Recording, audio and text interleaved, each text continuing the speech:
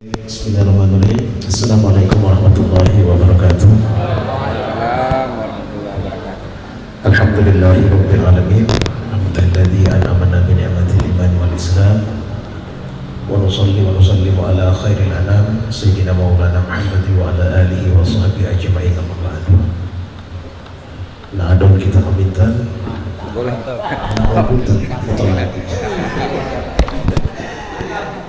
Yang saya hormati Pak Kepala Seksi Bimas Islam, Pak Mario, bersama seluruh panitia yang alhamdulillah bisa sama-sama hari ini. Panglima Penyuluh, Pak Ismail ya, Panglima Penyuluh Kanwil Kementerian Agama Provinsi Sulawesi Utara, sahabat saya, rekan kerja kami Pak Hamka Dondol, bersama rombongan saya, para ustadz, ustadzah, para kiai, asatidz, sahabat-sahabat saya penyuluh, baik penyuluh PNS maupun penyuluh non PNS yang bisa hadir pada kesempatan ini. Tentu kita merasa sangat berbahagia dan bersyukur dipertemukan di tempat yang sangat indah ini. Saya kurang sehat sebetulnya, tapi begitu datang di tempat ini kayak ada sugesti langsung sehat. Apalagi bisa bertemu dengan teman-teman para penyuluh. Baik Bapak Ibu sekalian, saya kedua kali di sini. Yang pertama tahun lalu, tapi dalam tugas yang berbeda, yaitu memberikan sosialisasi berkaitan dengan pembatalan haji. Karena waktu itu saya kabit penyelenggara haji. Tetapi selama 2 tahun berturut-turut saya kabit haji. Kalau kabit PHU itu penyelenggara haji ya. Kalau saya artikan kabit pembatalan haji. Karena selama 2 tahun saya tidak pernah menyelenggarakan haji, hanya pembatalan haji. Ya, jadi begitu ada pemberangkatan haji, saya dipindah di Bimas Islam. Tapi kalau tidak begitu, saya tidak bisa bertemu dengan teman-teman para penyuluh. Karena penyuluh itu pangkalan saya. Sebelum saya jadi pegawai, kurang lebih hampir 8 tahun Pak Ismail, saya itu penyuluh non PNS. Jadi begitu saya lulus PGN Manado waktu itu tahun 90, saya lulus 90 sampai tahun 98 saya masih penyuluh. Masya Allah. Jadi begitu saya kuliah di IAI waktu itu, jadi kuliah tapi sambil penyuluh. Tapi penyuluh waktu itu bukan sama dengan penyuluh saat ini. Penyuluh waktu itu penyuluh zaman-zaman kolonial. Kalau ini kan udah penyuluh milenial. Bedanya itu sebetulnya. Jadi kalau milenial sudah gajinya, kesejahteraannya tertata. Tapi bagi kami waktu itu penyuluh kolonial, gajinya itu boleh dikatakan dalam bahasa Pak Kiai Ismail Bonde, sumbalaya mutu fiha walayaya. Pokoknya sama iwal out antara harus. Saya teringat putra almarhum Pak Ismail. Saya sudah angkat beliau, adik angkat saya beliau. Jadi teringat sudah Pak Ismail. Jadi itu bainas sama wal ard, antara langit dan bumi. Jadi kadang-kadang tidak. Tapi Allah enjoy saja melaksanakan tugas begini. Dan objeknya itu sama seperti teman-teman. Tapi itulah namanya sengsara membawa berkah. Jadi ketika pas ada rekrutmen pegawai di tahun 2000, ternyata SK itu sudah saya lupakan dan 99 sampai 98 saya close, tidak lagi penyuluh. Karena tuntutan kehidupan keluarga, saya beralih profesi menjadi salah satu karyawan swasta. Belum, jadi belum cerita semua ini. Kali ini kan pangkalan saya penyuluh.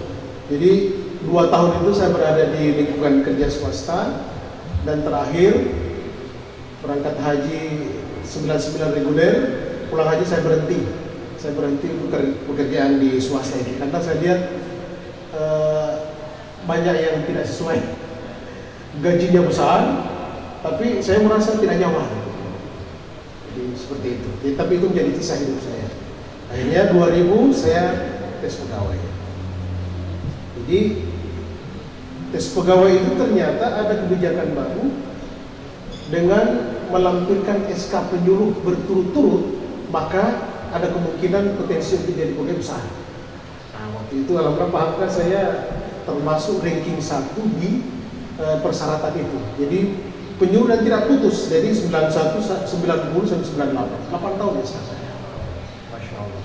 Tapi ternyata tesnya juga ada. Cuma karena memang sudah rezeki saya menjadi pegawai, ternyata tes soal-soalnya itu berkaitan dengan haji. Saya baru pulang haji. Masya Allah. Ternyata hasil tesnya membawa saya juga ranking 1. Nah, orang-orang di sekitar saya itu kan pokoknya orang semua yang baik di depan, kiri, kanan, belakang, termasuk Pak Kalo. Ya, Pak Kalo waktu itu tidak menengok jawaban saya, makanya tidak lulus waktu itu beliau. Nah, yang kiri kanan itu, pokoknya karena mereka tahu saya baru pulang haji, saya bilang sudah ikut saja ini. Lulus semua, Masya Allah. Belum pakai komputer, masih zaman kolonial. Jadi itulah Bapak Ibu sekalian, saya senang dan bahagia berada di tengah-tengah kawan-kawan saya dulu, karena saya pangkalan awalnya saya adalah penyuluh. Sampai sikap pegawai saya itu saya penyuluh. Jadi bila mana satu waktu saya mungkin sudah jenuh dengan struktural, bisa beralih sebagai penyuluh. Tapi karena penyuluhnya pensiun 60, Pak Ustadz, saya tidak akan kembali ke penyuluh karena menjadi lama menjadi pegawai. Lebih sudah begitu 58 pensiun. Baik, Bapak Ibu sekalian saya hormati, penguatan moderasi beragama adalah satu kegiatan yang menjadi kegiatan program prioritas dari Menteri Agama, program mandatori dari Kementerian Agama, sehingga semua program di bulan ini itu mengalami blokir anggaran. Satu-satunya kegiatan yang tidak diblokir anggaran adalah kegiatan ini, kegiatan penguatan moderasi beragama. Kenapa? Satu alasannya, karena di dalam penguatan moderasi itu ada keterlibatan penyuluh agama Islam. Penyuluh agama Islam itu berada di garda paling depan, di tengah-tengah masyarakat yang selalu berhadapan dengan sebuah persoalan. Sehingga itu, maka anggaran program ini tidak dihilangkan. Kita bersyukur kepada Allah Subhanahu wa taala. Jadi semua kegiatan yang ada di Bimas Islam untuk saat ini Bapak Ibu sekalian itu ditarik semua. Satu-satunya sekali lagi adalah kegiatan moderasi beragama. Kenapa harus ada pretest, ada post-test? Karena kegiatan itu terukur. Kegiatan ini ada output jelas. Jadi hasil yang dihasilkan oleh Bapak Ibu sekalian teman-teman penyuluh itu langsung akses ke upload ke pusat. Dan itu akan menjadi tolok ukur bahwa progres dari teman-teman penyuluh pengetahuan tentang moderasi beragama itu bisa diukur dari hasil tes hari ini. Jadi ada tes sebelum dan ada tes sesudahnya. Jadi Bapak Ibu sekalian, kalau kita bicara moderasi beragama, saya kira kita semua sudah paham. Apalagi Pak Kiai ini kemarin dengan Pak Ustadz, saya tahu ada kegiatan penguatan moderasi agama tingkat provinsi. Dan waktu itu sangat berbahagia karena yang menjadi materinya adalah Kapolda Sulawesi. Ini sempat berdialog yang luar biasa. Jadi ini bukan lagi barang baru, barang yang sudah kita tahu, tapi implementasinya saya dikuatkan. Dan itu berkaitan juga dengan tugas dan kewajiban Bapak Ibu di lapangan. Nah, Bapak Ibu sekalian saya hormati, saya sengaja berdiri di sini. Saya ingin merefleksikan bahwa materi ini sesuai metode yang Bapak Ibu kembangkan di lapangan. Kan metode yang Bapak Ibu penyuluh kembangkan di lapangan kan ada 3. Ada metode partisipatif, artinya metode tidak menggurui, metode yang dilakukan secara kita saling tukar informasi. Kemudian ada metode yang kedua, ada metode dialog interaktif. Dengan saya berdiri, Bapak Ibu sekalian tidak ragu-ragu bertanya, asal jangan bertanya pulang. Nanti ada waktunya untuk istirahat, sholat dan isoma. Tapi bukan Ismail ya. Kalau Ismail istirahat, sholat, lari. Ismail. Jadi begitu. Jadi Bapak Ibu sekalian, dan metode yang ketiga adalah metode pemberdayaan. Jadi metode pemberdayaan itu dalam kapasitas bagaimana Bapak Ibu penyuluh memberdayakan objek kita sebagai penyuluh, bagi teman-teman, bagi anak didik kita yang punya kelebihan, itu kita berdayakan. Misalnya dalam contoh kecil, kita memberikan penyuluhan atau memberi pelajaran Iqra 1 dan Iqra 2. Ada yang sudah masuk pada tahap Iqra 4, bisa turun mengajar, santrinya mengajar ke Iqra 1. Begitupun sebaliknya, ada yang sudah di Al-Quran, bisa diberdayakan untuk dia mengajar ke Iqra 6. Itu metode pemberdayaan. Dan ada yang sudah pengetahuan tajwidnya sudah bagus, bisa diberdayakan tenaganya, kemampuannya untuk mengajar tahsin kepada yang lain-lain yang belum punya kemampuan untuk itu. Jadi sengaja saya berdiri di sini, dan ini Bapak Ibu sekalian materinya banyak dan tidak semua saya jelaskan. Jadi cukup menjadi bahan bacaan saja, dan mudah-mudahan itu menjadi motivasi kita untuk dalam melaksanakan tugas. Jadi tugas pokok utama pendiri itu kan sebagaimana amanah Pak Dirjen apa? Melakukan penyuluhan, bimbingan, keislaman, pembangunan di bidang agama dan seterusnya pada objek yang sudah ditentukan oleh masing-masing. Jadi itu pengantar saya, dan saya diberi amanah oleh Pak Hamka membawakan materi menjaga Indonesia yang plural dan multikultural. Apa itu plural dan apa itu multikultural? Mungkin ada yang bisa bantu saya. Pakai plural itu apa? Multikultural itu apa? Ini kalau dihitung ini halamannya ada kurang lebih 17 halaman Pak Hamka. Ini kalau oke, terima kasih. Boleh langsung.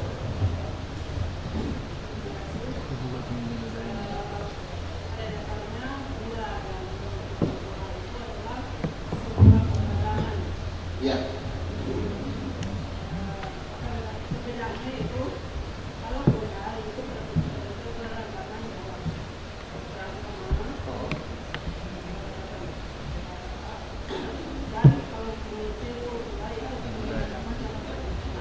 Ya, tepat sekali. Mantap, terima kasih Bu. Ada yang lain saya tambahkan dari kawan-kawan para kiai, Pak Ustaz? Jadi udah ada gambarannya. Jadi plural dan multikultural itu keberagaman. Tepat sekali. Jadi ada yang bisa tambahkan? Ada yang bisa membantu saya? Ya, pas. Oke, kita lanjut. Nanti ketemu di halaman berikut.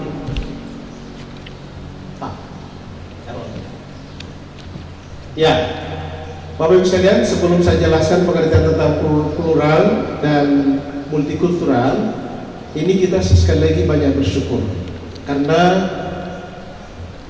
kita diberikan negeri yang bernama Indonesia. Kenapa? Dibandingkan dengan negara-negara lain, Indonesia ini sudah termasuk negara yang paling aman, paling tentram, paling sejahtera dan sebagainya. Mungkin bapak-bapak, teman-teman penyuluh, para ustaz saja mungkin pernah ke negara lain, kita sudah bisa membayangkan bagaimana perbedaan kultur Indonesia dengan negara lain. Saya pernah ke Singapura, ke Malaysia yang berdekatan dengan kita, kulturnya memang Melayu bersama, tetapi dari sisi kultur pasti ada perbedaan. Dan selalu kerinduan itu selalu membandingkan bahwa Indonesia yang paling baik. Ketika saya ke negara Timur Tengah, ke Oman misalnya, ke Turki, juga begitu, sangat jauh perbedaan. Perbedaan dari sisi kulturalnya, perbedaan dari sisi sudahlah dari segi makanan saja itu jadi problem. Kita biasa makan tahu, tempe, sayur, lodeh dan sebagainya, tapi begitu sampai di sana yang ada itu barang, masya Allah, stres Pak. Jadi kalau Indonesia ini banyak pilihan dari sisi makanan dan sebagainya, dan semua kekayaan Indonesia ini tidak ada di atas sana, sehingga itu oleh wisatawan Arab mengatakan bahwa Indonesia ini ibarat sepotong surga yang diturunkan oleh Allah di Indonesia ini. Makanya ini Indonesia digambarkan seperti itu, bagaikan sepotong surga. Kemudian yang kedua, Indonesia ini sebagai negeri yang luas, indah dan bagaikan sepian surga, itu yang saya katakan tadi. Kemudian yang ketiga, negeri kita kaya dengan sumber daya alam dan juga sumber daya manusia. Bisa dibayangkan ini kita berada di tempat ini luar biasa. Ini tidak ada di tempat lain. Di Gorontalo saya susah mencari tempat ini. Kemudian negeri yang terbentang dari Sabang sampai Merauke, Miangas dan Pulau Rote. Terus negeri yang dikagumi oleh mancanegara, dilalui garis khatulistiwa sehingga alamnya subur dan musimnya menyenangkan. Sepertinya lagunya Kus Plus, bukan lautan tapi kolam susu. Kail dan jalan cukup menghidupimu, tiada badai, tiada topan kau temui, ikan dan udang menghampirimu. Orang bilang tanah kita tanah surga, tongkat kayu batu jadi tanaman. Nah ini tuh ibarat, ini bahasanya paham kayak ini. Ini buat materi ini pahamkan, bisa dibayangkan. Dan inilah gambaran multikultural, gambaran keberagaman tidak sampaikan lagi. Jadi Indonesia ini beragam, tetapi keberagaman ini menjadi berkah buat kita semua. Bayangkan di sisi lain, orang di sana susah cari pekerjaan. Kita di sini walaupun tidak ada pekerjaan, tetapi makanan melimpah. Tidak punya uang, tapi makanan melimpah. Kalau di tempat lain tidak punya uang, makanan ini ada, masya Allah. Sehingga potensi untuk menjadi pengemis dan sebagainya besar sekali. Kalau kita Indonesia luar biasa. Makanya judulnya, mari kita banyak bersyukur pada Allah Subhanahu Wa Taala. Makanya menurut teman-teman, jangan pernah berpikir kita petugas banyak, kemudian berbanding lurus dari topik kesejahteraan. 1 juta, di objek sini baru ongkos taksi online, pesan makanan online. Kan sekarang masalahnya seperti itu, serba online. Sehingga ini uang 1 juta tidak artinya apa-apa. Sebetulnya besar, tetapi karena apa? Kehidupan kita terlalu konsumtif, sehingga membuat tidak menjadi berimbang.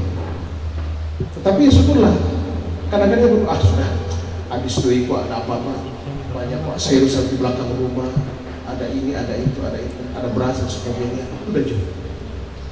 Kita ini kan terkenal dengan biar jual, biar kalah nasi, dan penting yang kalah aksi. Jadi kampung-kampung sekarang, biar ada warung dibuka kasihan, sudah pesan di online, biar lebih milenial, biar lebih gaul. Padahal dibuka ada. Iya, tapi inilah perubahan kehidupan, tatanan kehidupan kita manusia saat ini. Oke, lanjut. Ada pertanyaan untuk itu? Jadi Bapak Ibu sekalian sudah bisa menggambarkan apa itu plural dan apa itu multikultural. Nah inilah pengertiannya. Ini kalau pengertian secara akademik. Jadi silakan dibaca saja. Kalau saya jelaskan ini akan lebih panjang. Jadi kalau kita bicara plural itu jamak, banyak. Jadi Indonesia ini dikatakan plural karena banyak sukunya, banyak bahasanya, banyak kulturnya, banyak segala macam. Semuanya ada, suku, bersuku-suku, berbangsa-bangsa, bahasa berbeda dan sebagainya. Contoh kita di sini, ini plural. Jadi ada plural dalam perspektif agama, ada plural dalam perspektif suku, ada plural dalam perspektif bahasa dan sebagainya. Nah, kalau kita ini plural dalam sisi perspektif suku. Jadi pasti saya yakin di sini walau tidak semua suku Mongondo di sini kan? Atau semua suku Mongondo? Tidak ada. Saya asli Gorontalo.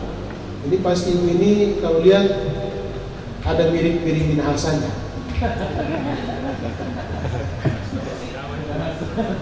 Kalau ini asli Mongondo ini. Dan sebenarnya sudah bisa digambarkan. Jadi kita ini plural. Jadi itu saya katakan itu pengertian plural itu ya tadi. Plural itu banyak macamnya, banyak jenisnya dan sebagainya. Ini nih digambarkan seperti ini. Jadi ini jamak, banyak atau lebih dari satu. Bagaimana dengan multikultural? Jadi betul Ibu, multikultural itu beraneka ragam, baik kulturnya, budaya, perbedaan secara kultur dan sebagainya. Oke, dari sini udah paham kan? Sudah bisa bedakan kultur dan plural dan multikultural. Sip, selesai, clear. Ini menghabiskan 17 halaman. Ini baru 2 halaman. Ini yang menjadi basis daripada plural dan multikultural. Secara sosial bahwa masyarakat di seluruh dunia memang beraneka ragam baik dari suku bangsa, golongan dan ras agamanya. Nggak usah dipoto Pak, materinya saya tinggalin. Tidak ada masyarakat yang mono. Mono itu hanya satu suku dan sebagainya. Jadi kita ini sekali lagi multikultural, bukan monokultur. Yang ketiga, contoh Jakarta, Yogyakarta, Surabaya, Semarang, Bandung dan sebagainya merupakan wilayah yang plural dan multikultural, termasuk kita di Sulawesi Tenggara. Ini ada orang Solo atau orang Jakarta, dari sisi bahasanya pasti berbeda, tutur bahasanya pasti berbeda. Orang Solo cenderung seperti apa, orang Jogja seperti apa, pasti berbeda dari sisi kehalusan bahasa dan sebagainya. Kemudian ada orang Batak. Orang Batak kan sudah bisa kita bayangkan orang Batak itu seperti apa bahasanya. Dari tutur bahasanya pasti terkesan keras dan kasar. Tapi orangnya baik. Tapi itu hanya ungkapan bahasanya saja. Kemana kau? Seperti itu.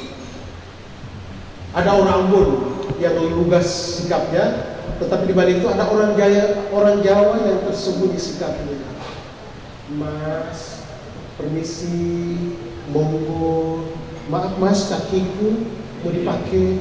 Padahal sudah injak ini, tapi di tangan begini, maaf mas, kakiku udah keinjak, maaf, tapi tangannya udah begini. Itu artinya apa? Berani melawan, awas. Tapi bukan begitu Pak Ustaz. Jadi, dan ada juga orang Madura yang tegas sikapnya, sampai yang dari mana. Contohnya seperti ini. Ini contoh saja. Nanti dari lingkungan kita sudah bisa menggambarkan bahasa apa, tutur kata orang Gorontalo itu seperti apa. Saya kemarin pernah tugas di Sangir hampir 2 tahun. Awal-awal waktu saya tugas di Sangir itu membayangkan, aduh, orang Sangir itu watak keras-keras, itu bahasa kasar-kasar. Gimana ini? Tapi karena tugas saya jalani, ternyata begitu ada di sana, hanya suaranya saja kasar, tapi sikap tindakannya luar biasa. Jadi jangan melihat dari bahasanya, jangan melihat dari sikapnya. Belum tentu sesungguhnya dia orang yang baik. Seperti itu. Ya, next. Ini dalam basis konteks agama. Jadi contoh, kitab suci Al-Quran menjelaskan tentang keanekaragaman bangsa-bangsa dan kabilah-kabilah laki-laki dan perempuan. Dalam surat Al-Hujurat, ya ayuhan nas, inna khalaqnakum min dzakari wa untha wa ja'alnakum syu'uban wa qabaila lita'arafu. Tidak perlu saya jelaskan, teman-teman sudah memahami ayat ini. Berbeda-beda, bersuku-suku dan seterusnya. Lita'arafu, saling kenal mengenal. Kemudian Allah juga menciptakan hukum berpasang-pasangan. Kalau orang ini kok sama muka, ya siksa. Ada siang, ada malam, ada laki perempuan. Bisa dibayangkan kalau laki-laki semua, Masya Allah. Begitu pun sebaliknya, kalau perempuan semua, kalau wajah sama semua, Masya Allah. Bagaimana Pak Kiai? Kita harus putus benar. Jadi sebenarnya perbedaan itu untuk menjadi berkah buat kita semua. Kemudian Allah menciptakan seterusnya. Itu kalau tidak salah di surat Az-Zariyat, coba diperiksa di halaman 49. Wa min kulli syai'in khalaqnakum zawjaini la'allakum tadhakkarun. Jadi Allah itu menciptakan kita berpasang-pasangan. Ada siang, ada malam, la'allakum tadhakkarun. Apa? Supaya kamu berpikir.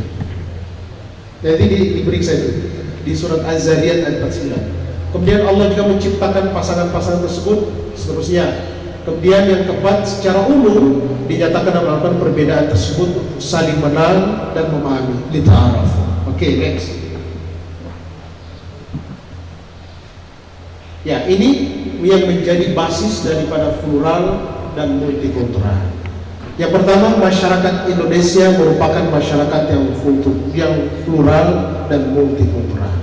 Bapak Ibu sekalian, karena plural dan multikultural Indonesia, karena perbedaan dan keberagaman Indonesia, maka yang menjadi salah satu instrumen untuk mengelola itu adalah dengan moderasi beragama.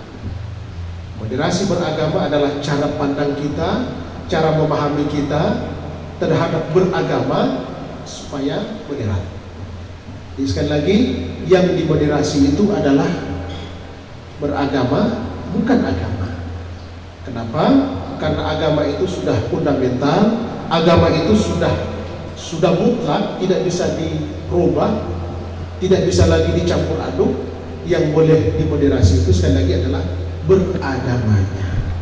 Maka semua agama bisa dimoderasi ke beragamaannya, bukan agama. Nanti insya Allah untuk tentang itu nanti pahamkan nanti lebih detail lagi.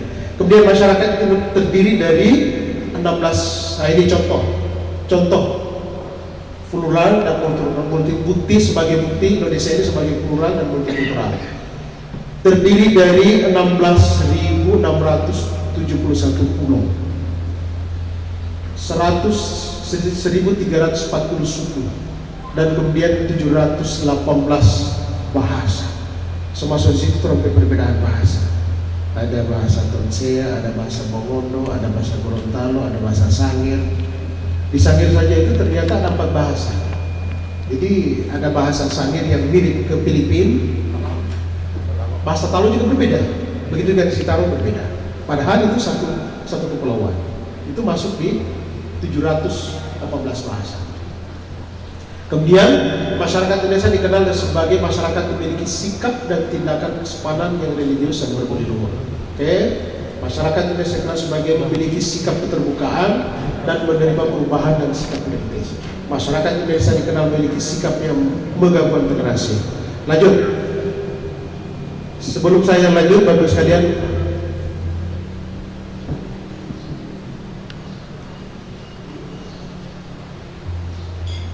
ya, dan ini menjadi tantangan teman-teman penyuluh. Dengan perbedaan kultur, perbedaan bahasa, perbedaan dari status sosial, pasti itu menjadi tantangan kita. Karena saya pengalaman dengan lingkungan menyuluh di mana-mana, jadi tantangan kita itu luar biasa. Tantangan kita itu, ya internal kita saja itu pasti berbeda. Jadi kita menemukan ada karakter dari objek kita yang karakternya keras, karakternya yang ya, seperti itu. Ya, jadi ya pintar-pintarnya kita untuk menghadapi itu. Jadi 3 metode itu tadi, metode metode partisipatif, bagaimana kita mengajak dia untuk sama-sama berpikir, sama-sama tidak menggurui dia. Itu kalau metode orang menghadapi orang seperti itu.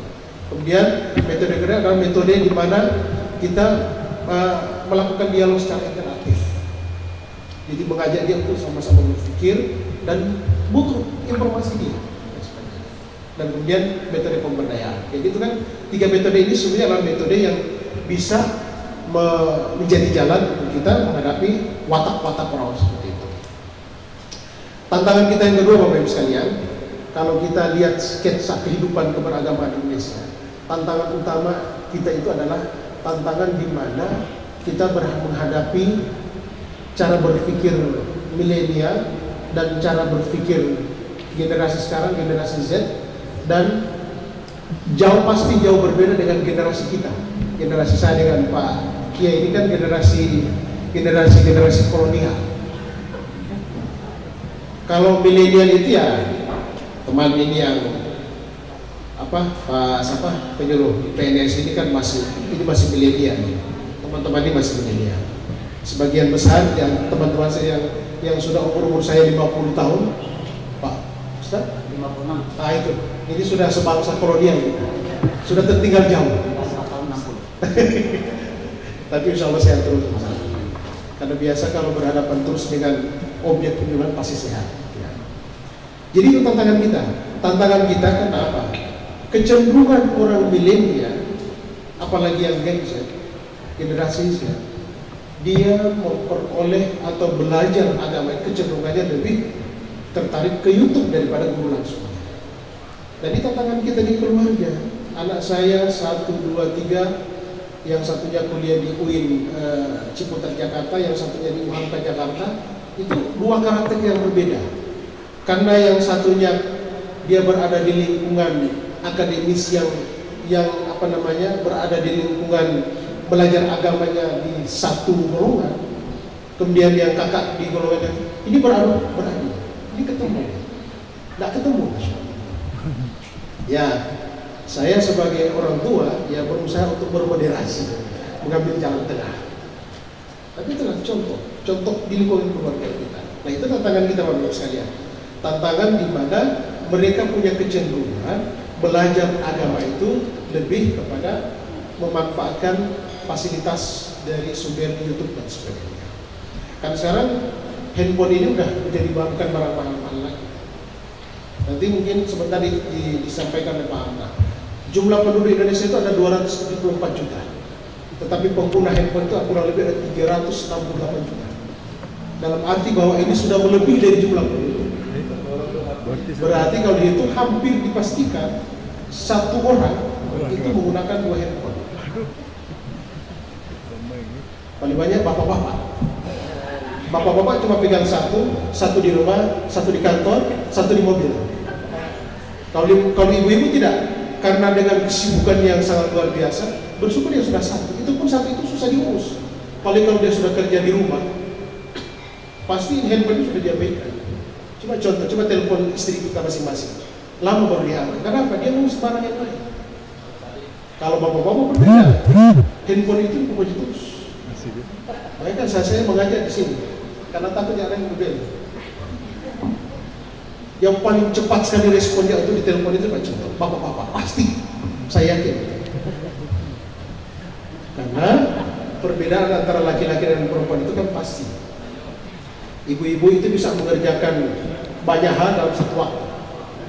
Bisa urus adik, masak, pegang handphone, dan sebagainya.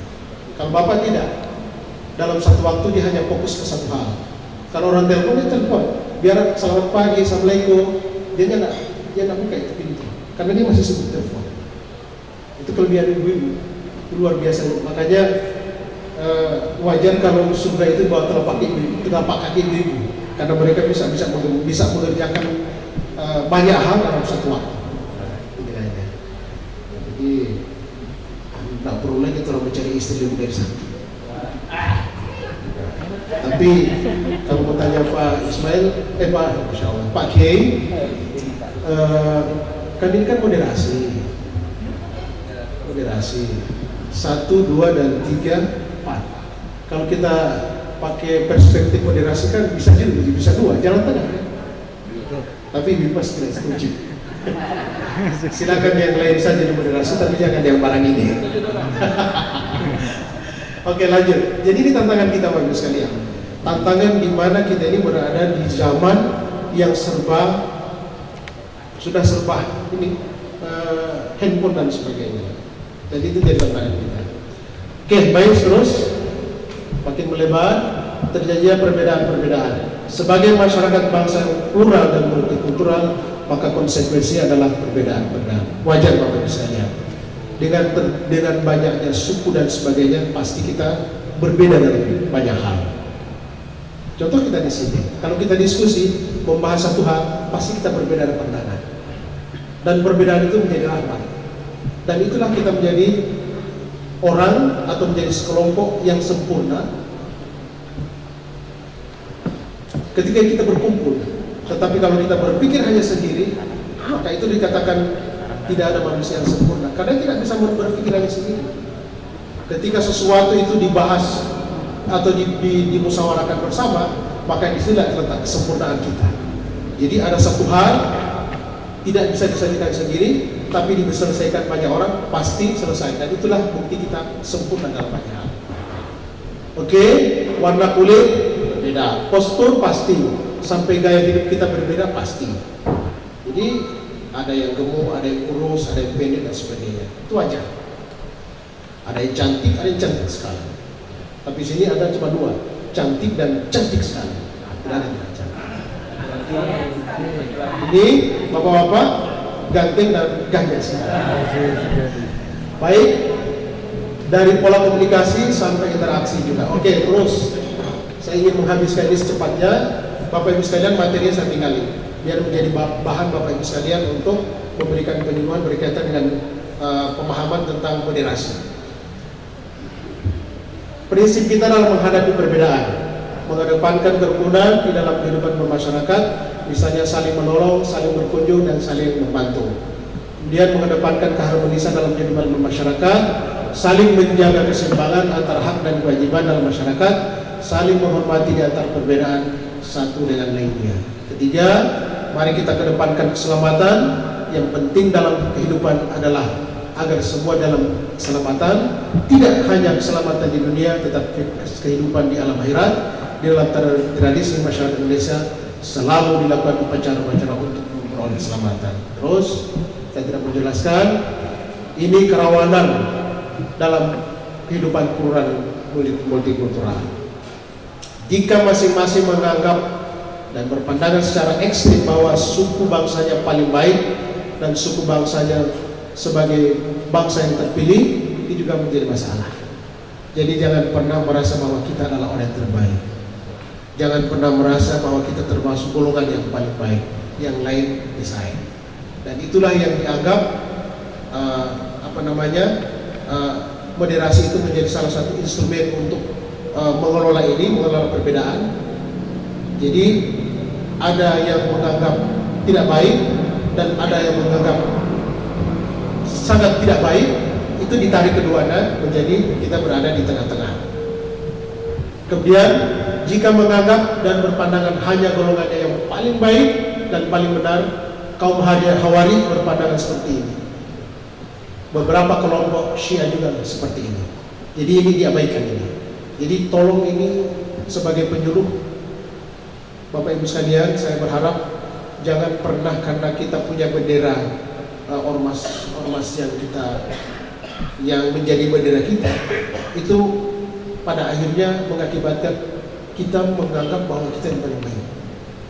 Semestinya penyuluh itu selalu berada di tengah-tengah, mengayomi, dan ia menyampaikan sesuatu hal yang sesuai dengan sunnah hadis dan Al-Quran. Jika berpandangan bahwa hanya rasnya yang paling baik, seperti ras Arya yang menganggap sebagai ras terbaik, sudah ini, terus saja. Beberapa contoh kehancuran ini, beberapa contoh kehancuran karena menganggap sukunya yang paling baik, menganggap negaranya yang paling baik. Ini contoh. Bagaimana Taliban, pemimpin Taliban ini. Nah, jadi bahan bacaan saja ya. Terus Uni Soviet, sampai tidak kenal Uni Soviet, sekarang berpecah menjadi beberapa negara. Bahkan dulu dikenal dengan menjadi negara adik kuasa. Sekarang terpecah menjadi Rusia, Bosnia Herzegovina dan sebagainya. Itu kan contoh dari karena menganggap dirinya yang paling baik, rasnya yang paling baik, agamanya yang paling baik. Nah ini mudah-mudahan tidak terjadi di kita di Indonesia.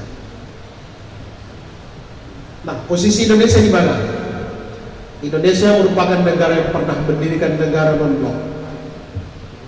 Konferensi Asia Afrika yang digagas oleh Presiden Soekarno untuk menjadi penyeimbang kontestasi Amerika dan Uni Soviet. Kemudian yang keempat ini, Indonesia tetap negara dengan ideologi Pancasila, Undang-Undang yang dikenal sebagai 4 pilar konsensus. Ini menjadi konsensus kita, konsensus daripada negara Indonesia menjadi ideologi itu. Jadi Pancasila, Undang-Undang Kebinekaan dan seterusnya. Jadi kalau ini materi ini sudah Pak Kapolda kemarin bisa bahas itu. Untuk Indonesia, oke, kita memiliki 4 ideologi tadi. Terus mempertahankan beragama yang moderat. Ini yang dimaksud dengan moderasi beragama.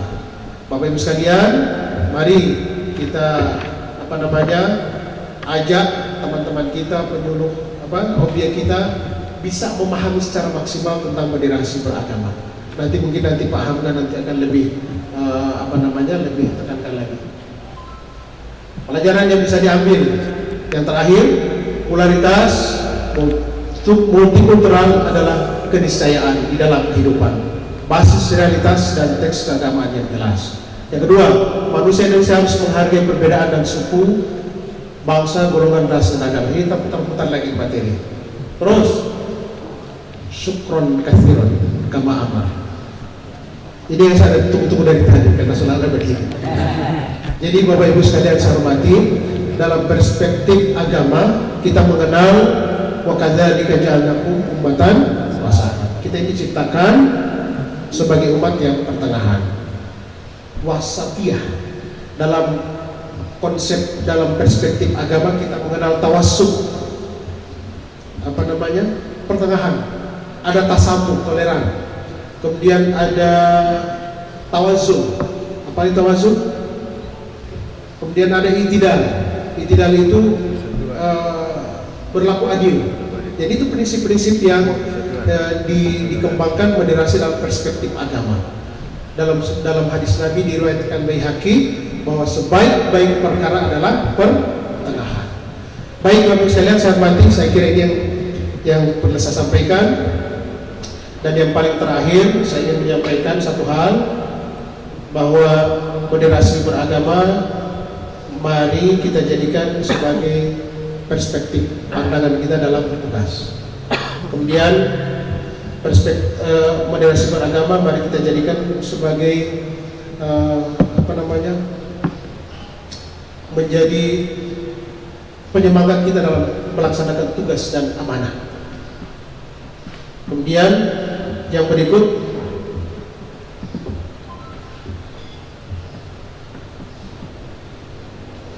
menjadi solusi. Moderasi agama menjadi solusi, bukan menjadi menjadi problem, tetapi menjadi solusi. Jadi di mana-mana pasti ada persoalan, konflik ini, konflik apa saja pasti ada. Jadi itu moderasi beragama ini menjadikan kita sebagai solusi, bukan problem. Jadi istilahnya fact of solution dan bukan fact of problem. Dan yang terakhir, moderasi menjadi spirit kita dalam bertugas. Jadi Bapak Ibu sekalian, saya tidak akan menjelaskan lebih jauh, nanti kan ada porsinya paham untuk lebih menjelaskan detail tentang moderasi beragama. Saya kira ini bisa saya sampaikan, dan mudah-mudahan tidak banyak, tidak mengantuk, dan boleh nanti kita saling tanya jawab nanti setelah paham dan kasih materi, biar sama-sama. Oke, saya kira demikian. Wallahu muwaffiq ila aqwamit thoriq. Assalamualaikum warahmatullahi wabarakatuh.